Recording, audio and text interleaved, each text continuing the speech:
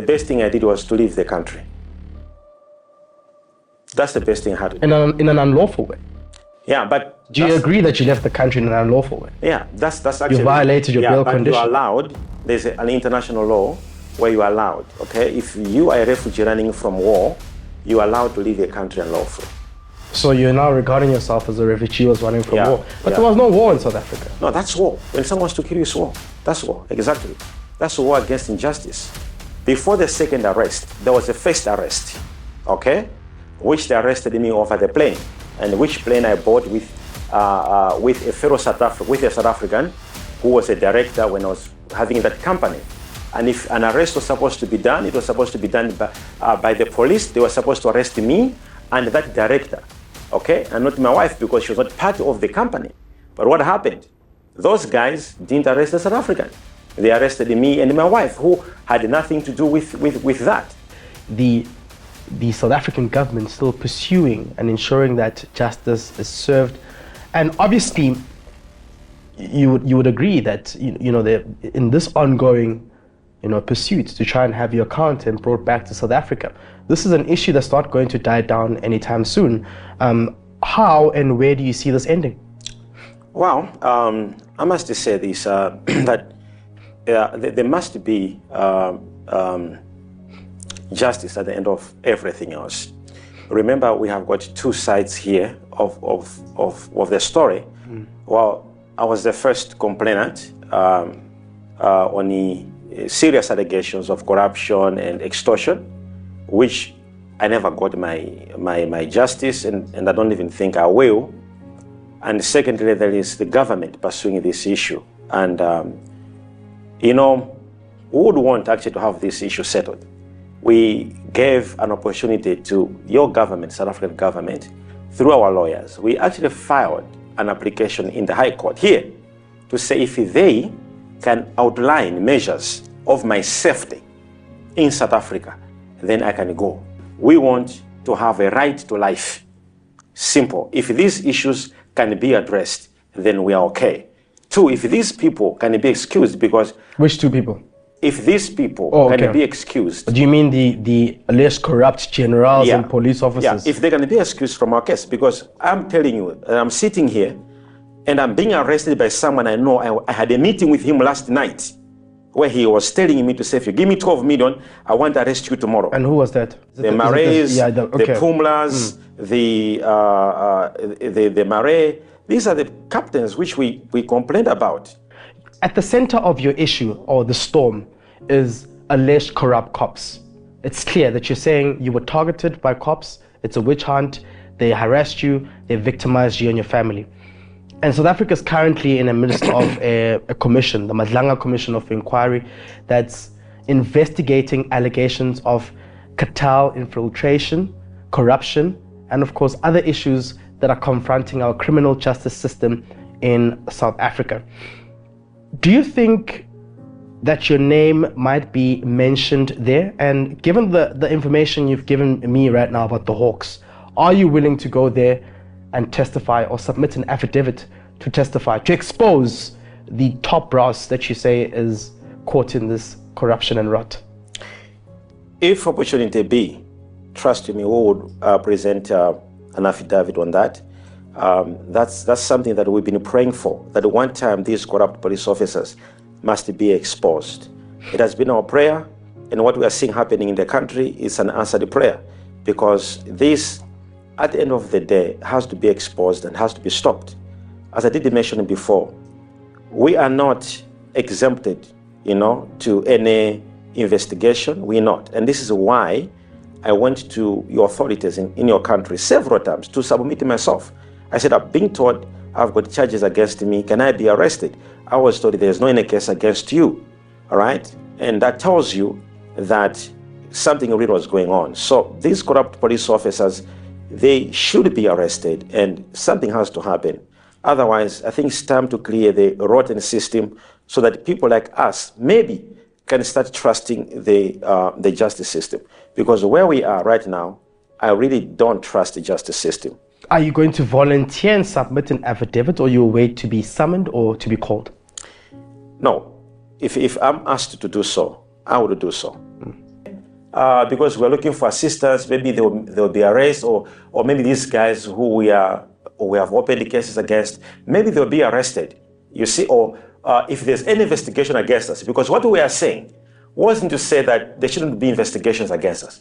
We were saying if there are investigations against us, these people, may they excuse themselves from these cases? Because you can't be investigating me or you want money from me and have opened a case against you and the cases are with you. There are many police officers in South Africa. So we wanted them to, so when we heard that this man would take the issue to the head of the Hawks, we thought, okay, wow, we have got a solution. So I said, okay, I want to know if I've got a case. Yeah. But I don't want to be told that if you want to avoid an arrest, pay us money, you see? So I want to know if I have got a case with you or not.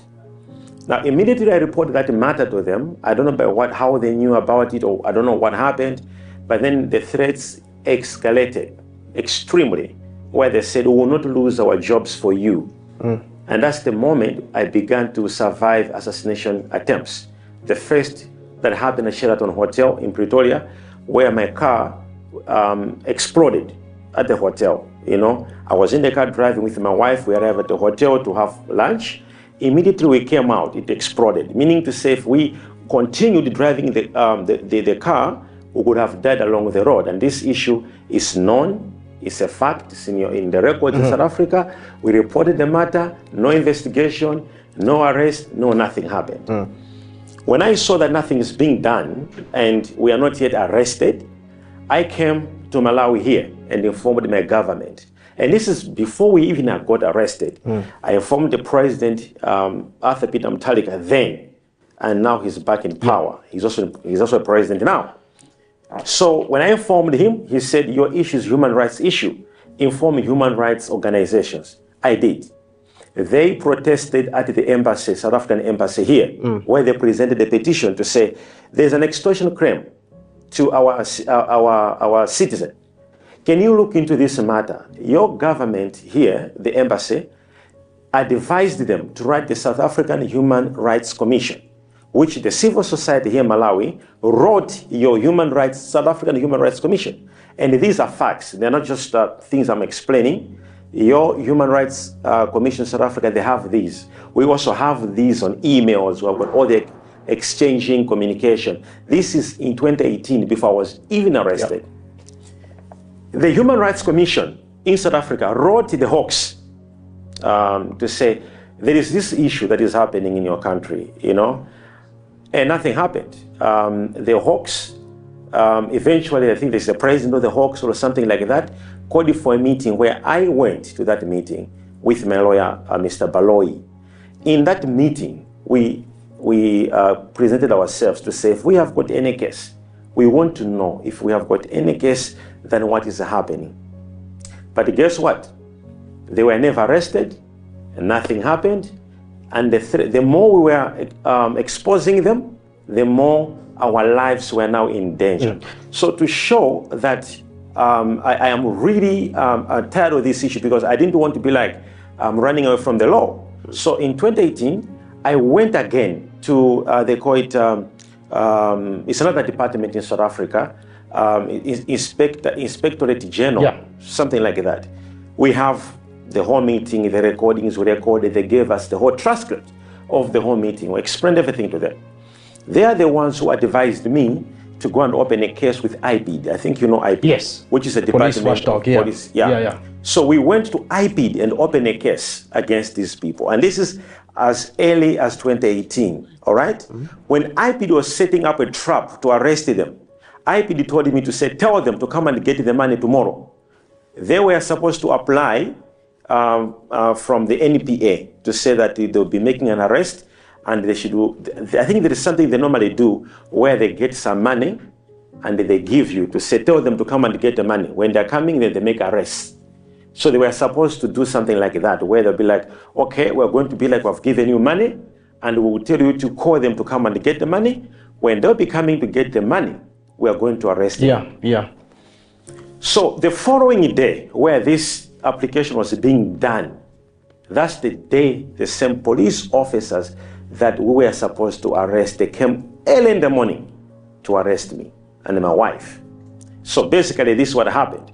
And I think I'm just trying to explain what happened. Okay. So this is now 2019. Yeah. Their cases were opened in 2018. I just want us to hold it there. I want us to go for an ad break, and we'll be back. When we come back, we're going to tackle more of these cases, the rape cases and the charges that have been brought against you, and we'll go more into that. That's Prophet Bushiri, who's in conversation with ENCA here exclusively in Lilongwe, Malawi.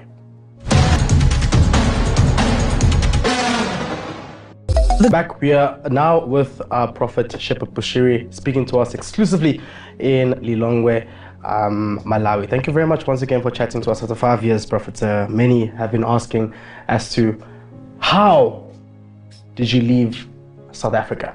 There's been a lot of allegations that you perhaps would have fled, and through the connection of the delegation that was in the country from Malawi, or you were smuggled out. It's a question that many still want answers to, especially the authorities in South Africa. Yeah, I think going back to what I was explaining to you, that we faced a lot of challenges in your country, South Africa, more especially we as my wife and I, and as I did mention to say that the system in your country, in South Africa, is corrupt. And the very same people who were trying to steal money from us, are the very same people who, some of them would actually come and tell us to say now they're planning to do this. And the 2 days before we left your country, there was a plan to actually kill us. Okay. If you remember, a month before we left South Africa, we survived an assassination attempt in Santon, which even the footage was there from the garage. We opened the case, no one was arrested, no police, no investigation was being done, and no nothing. So we left your South Africa, as I did mention, the main issue was for our safety. Sure. All right, and when it coming back to the question to say how we left, we have always remained quiet, that we're not going to explain for that now. I do believe it will come out, in the book that I'm writing, and I think it's exclusively left for that for me to explain what happened. But I want you to know this, that the very same system that was trying to kill us, amongst their own system, they betrayed one another. Another system came and helped us to leave. I hear you saying you're probably reserving it from your book, but just a bit of clarity as to how did you fly? Did you use a car? When? Who helped you? I mean, at least a bit of clarity around that, because I'm going back and I need to go back with answers as to. Yeah, I think with due respect, sir, I would tell you that for me, as I did mention, I just actually answered you just a few minutes ago that the same system, the same corrupt system, that was coming to us to say, if you don't do this, we'll do this. They betrayed one another. It's the same system that, came and told us of the plan, the next plan, which was to kill us, all right? And the same system helped us to come here. And of how, it's I don't think for now it's necessary. But that's not an answer. You would want to fix the same system you're saying is broken by giving us an answer. And ensuring that there's accountability. I would really be humbled, sir, if that system was fixed. If I heard that one of those people were arrested, because I've given you the names of what we went through, the cases we opened, nobody was arrested. So, for example, for me, I wouldn't be discussing about your system. Well, I actually have no trust at all with your system. What's concerning is using the same alleged corrupt system to advantage. Yeah, it's something that I'm reserving, because there are so many things that I want to actually expose what happened with evidences in that book. It's coming out soon. Your actions made a mockery of South Africa's criminal justice system. Hence why we're here today to try and establish, how did you leave Malawi? It's a very simple question. Did you fly? Did you drive? How did it happen? I really don't think that answer is going to come to you at this stage. As I did mention to you, that if this interview was allowed, I actually told myself I won't answer any interview until the court, until the High Court ruling, because I knew that it would be vindicated, and the ruling from the High Court will expose the whole system in South Africa. And I think you heard from the ruling that came from the High Court, how they exposed what was happening in South Africa, how our lives were endangered, all those things that happened. The ruling in the High Court, even the Magistrate Court, they all agree with what we said, and that's the most important thing.